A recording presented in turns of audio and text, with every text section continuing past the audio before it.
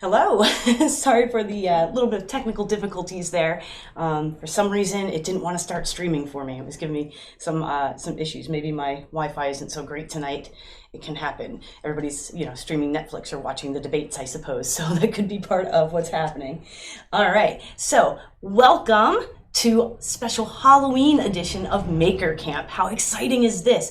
All week long, they've had all kinds of really great projects from like spooky hands and haunted houses and things like that. So much great content coming out until Halloween. And Halloween is, of course, my favorite holiday. Maybe that makes me a little weird, but I love being able to dress up and do crazy stuff. So I am so excited to be here. So who am I? Hi, my name is Sandy Roberts, and I am a STEM educator, have been for 13 spooky years. I'm also the author of the big book of Maker Camp projects, so I absolutely love getting to do Maker Camp content with all of you, because these are the sorts of things I do every day. I am also the owner of Kaleidoscope Enrichment, and that's my business that I do a lot of my programming through. And I started doing Maker Camp projects and programs with Kaleidoscope right when Maker Camp began. So I'm also the Makerspace coordinator for the Warren County Library System, which is really special to me because we have a free public library through the library system that we're able to offer people throughout our county. So I really love getting to do programs for them too. Real quick update. I think I mentioned it the last time I was on doing a program, but I am offering a really cool class called Move and Groove with Makey Makey. And what this is you'd rather watch this in the debates? Oh, I'd rather be here than watch the debates. I'll find the clips tomorrow. Anyway, Move and Groove with Makey Makey is my first class through Maker Camp through their new portal. Where we're going to be offering Zoom classes so we can really interact and learn together. The Makey Makey is this amazing invention kit that lets you connect the whole world to your computer. So anything that conducts electricity, from bananas to Play-Doh to metal and all kinds of things like that, you can connect to your computer. So we are going to use the Makey Makey to make music. And we're going to do all kinds of fun projects, everything from recording our own voices singing to making little guitars out of cardboard and making our own bongo drums and making our own dance pad out of upcycled materials. And we're going to learn to code as we do it using the free coding platform Scratch. So we're going to learn about physical computing. We're going to learn about engineering. We're going to learn about the science of sound. We are going to get to craft and create and have fun and make music. And all of that is a great STEM class, STEAM class, because lots of art. So I am super excited because we just added a whole nother series of classes. So that's all starting on November 5th. And you can pick 2 different times because we needed to make more slots. So you can take it at 1 o'clock Pacific Standard Time, which is 4 o'clock Eastern, or you can take it at, I always have trouble doing this math. I think it's 3 o'clock Pacific, which is then 6 o'clock Eastern.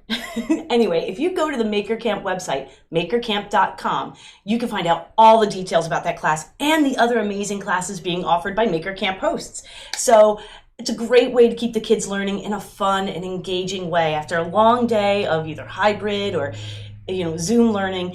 Let the kids have some fun. Let them make their minds as creative and expansive as possible. So I'm so excited we just added more classes for that. It's going to be a really great time. Okay, that said, we are going to get started on today's project. And this is one of my favorite things to do each year. Now, you might be looking at me and saying, what do you know about Mexican Day of the Dead? Fair enough. I am Celtic. My family is Irish. And so, yes, we tend to celebrate Halloween. But my cousin Regina married into this wonderful Mexican family from Mexico City. She was a Spanish teacher, and I have a lot of Spanish teacher friends, actually. And when my daughter fell in love with Dora the Explorer, some of you may remember those days, I asked Regina, what can I do to foster her love of the language? So she gave me lots of great resources. But one of the things she said to me was that you shouldn't just study the language, study the culture. Share that with her so that she understands more than just words on a page. Best advice I ever got. Best advice ever. So one of the things that we studied that year was the Day of the Dead. And as someone who comes from maybe some Celtic traditions, there's a lot there that I understand. And I think it's a very human experience to understand wanting to connect with our ancestors. And that's really what the Day of the Dead is. It's very different from Halloween, actually, though they're celebrated right around the same time.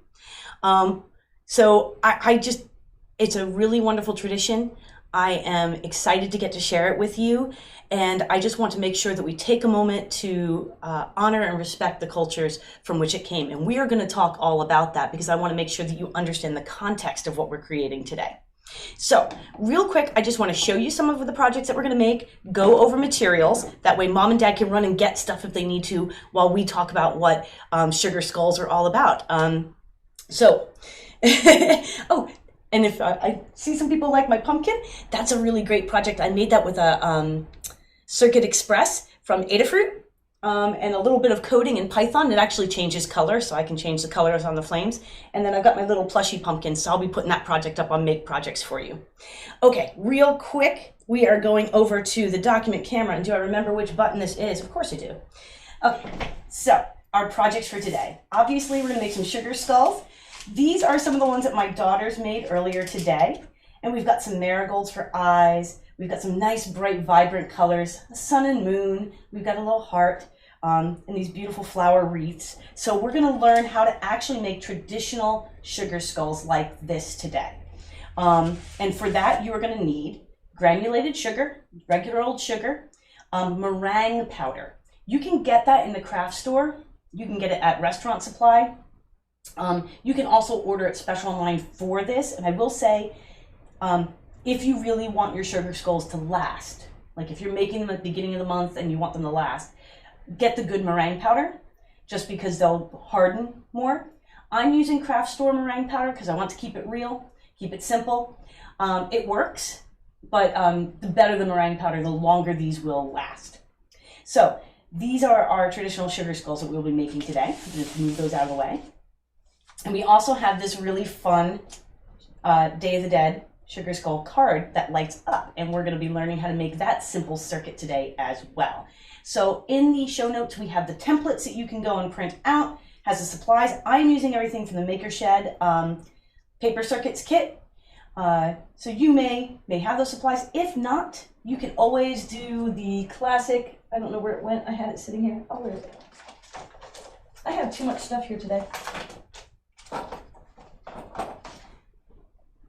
The Scrappy Circuits approach of hacking a tea light. You just unscrew there, there's a battery in there, there's a light in there. So you need 2 LEDs, so 2 of these tea lights or the kit from Maker Shed. And then you're gonna need either copper tape or Maker tape and a 3-volt coin battery. The CR2025 or the CR2032 will work. Actually, almost any 3-volt coin battery will work for this project. So that's what you're gonna need. Okay, so for these guys, sugar, meringue powder, a little bit of water, and then your food coloring to make your royal icing. And for this, you're gonna print out your template, LEDs, battery, and some conductive tape, okay? So that's the basics for today. Alrighty, I'm just gonna slide these guys over, and we're gonna come on back to this camera. So, now that you kind of know what you need, if mom and dad, you want to run and grab stuff that you might have around the house, great. If you just want to watch for tonight and try it yourself later, that's fine too. Okay? And anything else I need to let you know before we start our presentation? I think I've got it. All right, let's learn a little bit more about sugar skulls and Day of the Dead. And to do that, we're going to switch on over. Okay, so Calaveras, okay, is Mexican for skull, okay, and Dia de los Muertos, I'm sorry, my Spanish accent is terrible. I know how to read Spanish very well. I am not very good at speaking Spanish, so I will ask you to be forgiving. My daughter is considerably better at it than I am. But, so what that basically transfers to, or translates to, is sugar skulls and the Day of the Dead. So, this is one quote that's often associated with the Day of the Dead, and I find it to be very true. So I want to share that before we got started. And it's, "He who lives with hope dies happy.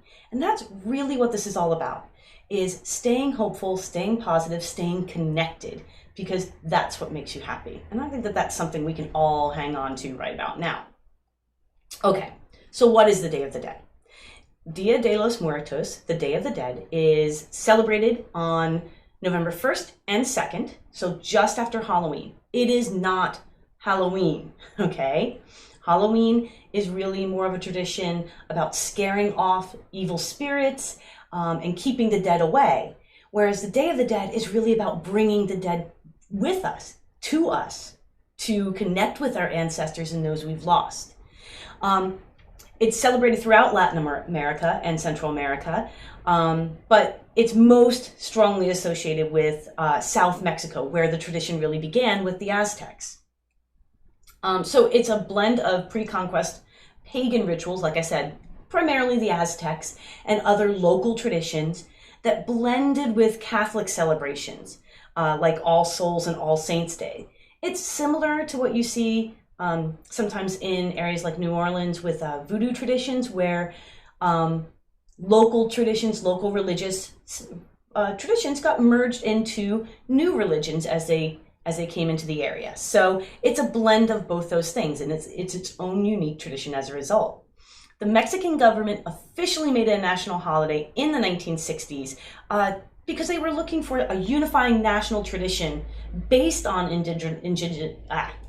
indigenous traditions. So since that time, Day of the Dead has become more and more popular, not just in Mexico, but with Latin Americans as they come to the US and bring their traditions here. So that's why we've seen so many more Day of the Dead celebrations and items available here in the States. Okay, so what is it? Really, the Day of the Dead is about connecting to your spiritual family, to honor the memory of your dead relatives and ancestors, and to connect with them and your family. So a lot of people spend a lot of time together. They really think about the essence of the lives of the people that have passed on. It's a bonding time with the family. Altars are created to honor those that have passed. Often grave sites are decorated with lots of colorful items, particularly a type of marigold that blooms this time of year. So it's all about celebrating life and death and looking at the good and the positive and what you're harvesting, but also connecting with those that came before. So lots of big family meals, parades, things like this. It's a celebration. It's not something to be fearful of. It's a celebration of the people that have passed. So people go to cemeteries and visit and honor their relatives. They will make, as you can see over here, they'll make ofrendas, which are altars. Typically, there will be food there for your ancestors so that they can have something to eat, to renew themselves. There'll be water so that they can have a drink if they're thirsty. Beautiful flowers, these are those marigolds I mentioned that bloom. And then, of course, your skulls. You've got some sugar skulls here, some other skulls, and lots of candles to light the way, shine in the darkness. Beautiful paper flags that are intricately cut and used as decorations. So this is really what it's all about. It's about making that altar and honoring your loved ones who got you to where you are. Okay, so where do sugar skulls come into all this? How did that get to be a thing? Well, sugar skulls, Calaveras de Azúcar. Okay, I have to slow down when I try to do this. So basically, that means little skulls of sugar. And it's a really important part of the celebration and probably the most famous part of the celebration. Sugar skulls started showing up in the 17th century as part of the tradition. And part of that was because this is when sugarcane was becoming a heavily desirable item. So sugar itself was really an important commodity. So using it to honor those you loved was important. You were using something that in some cases was more valuable than gold to honor those that you loved. And in common tradition, basically, the sugar skull represents the sweetness of life, very literally. So They are not considered a snack. They aren't considered a delicacy, generally speaking. They are considered art, folk art. And they've been used since the 18th century to decorate graves and altars for the Day of the Dead. So I want you to think about that as we're creating them today. They aren't just something to eat. They're not candy for Halloween. They're tiny works of art meant to celebrate our families. So they're often marked with the names of the dead, especially recently deceased, and given different meaningful symbols. You can see over here, the cross, of course, is quite popular. You'll also see hearts, pretty understandable. Again, that orange color of the marigolds, because they bloom and they symbolize life at a time when, we're generally thinking about harvesting. You may see monarch butterflies, because this is the time of year that monarchs return and they're thought to carry the spirits of the dead with them. And you can see colorful glitter, foils, feathers, sequins.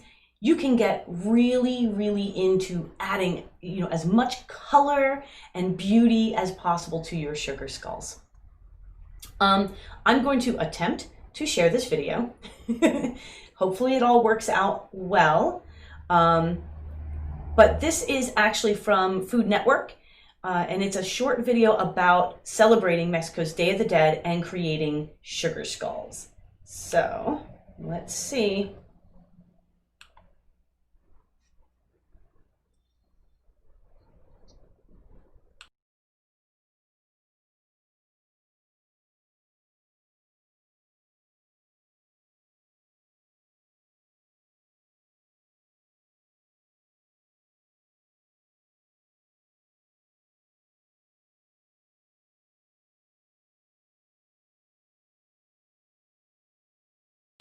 Well, my friends, for some reason, my desktop audio is simply not playing. What I will do is I will post the link to that video in our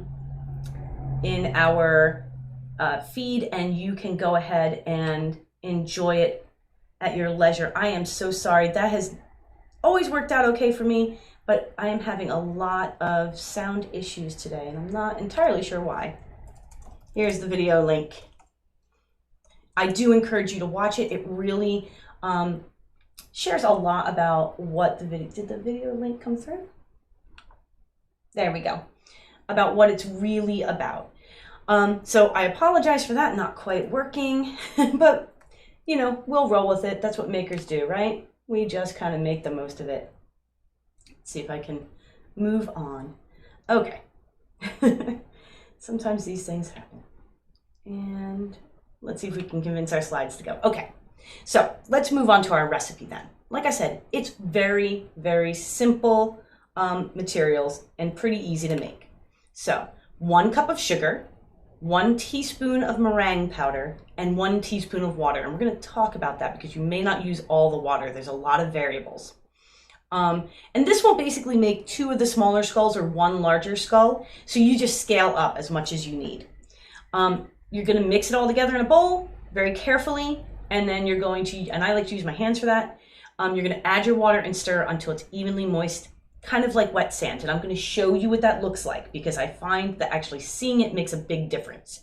Basically, when you can hold it and make it keep shape, but it's not wet, you've got the right mixture.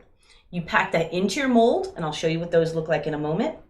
And you're going to pack it as tightly as possible all the way up to the top. Place some cardboard on top of it, or I'm going to use an inverted plate because that's what I have. And you're going to remove the skull, and you need to let it sit for at least 24 hours before decorating. You need to let these get good and dry, otherwise they're going to fall apart when you make them. To decorate, we use what's called royal icing. This is pretty standard stuff for any of you that are bakers. 3 tablespoons of meringue powder, 4 cups of confectioner's sugar, and 6 tablespoons of warm water, okay? And you may need, if you're doing a 2-piece skull mold, you will need some water to basically melt the 2 sides to put them together. Tonight, I'm just doing the front part, the face. And it's really up to you. It's a matter of preference. I'm doing just the front today because trying to join the 2 and have them stay together is actually really challenging. Without the time to let them dry is basically what I mean. And to make that, you use a mixer, beat everything together. It takes time, 7 to 10 minutes at low speed, okay? And then 10 to 12 minutes at high speed with a handheld mixer. So it's an investment, but it's well worth it. I tend to make a big batch, so I have lots of colors, but I'm gonna let you know, it doesn't last. It hardens and you kind of have to let go of it. So I will not be making the royal icing today, simply because it's gonna take 10 minutes of you watching a blender go or a mixer go. But I do have some to show you what it looks like, so you know what to expect. Okay,